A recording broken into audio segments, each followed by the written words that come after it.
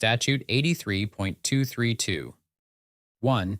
In an action by the landlord which includes a claim for possession of real property, the tenant shall pay into the court registry the amount alleged in the complaint as unpaid, or if such amount is contested, such amount as is determined by the court, and any rent accruing during the pendency of the action, when due, unless the tenant has interposed the defense of payment or satisfaction of the rent in the amount the complaint alleges as unpaid.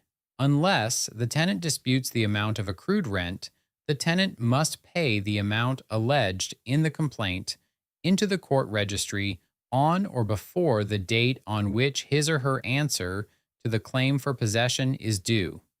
If the tenant contests the amount of accrued rent, the tenant must pay the amount determined by the court into the court registry on the day that the court makes its determination. The court may, however, extend these time periods to allow for later payment, upon good cause shown.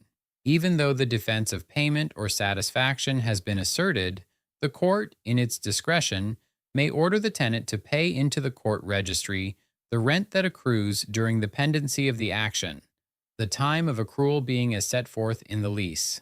If the landlord is in actual danger of loss of the premises or other hardship resulting from the loss of rental income from the premises, the landlord may apply to the court for disbursement of all or part of the funds so held in the court registry. 2. If the tenant contests the amount of money to be placed into the court registry, any hearing regarding such dispute shall be limited to only the factual or legal issues concerning a. Whether the tenant has been properly credited by the landlord with any and all rental payments made, and b. What properly constitutes rent under the provisions of the lease. 3. The court, on its own motion, shall notify the tenant of the requirement that rent be paid into the court registry by order, which shall be issued immediately upon filing of the tenant's initial pleading, motion, or other paper. 4.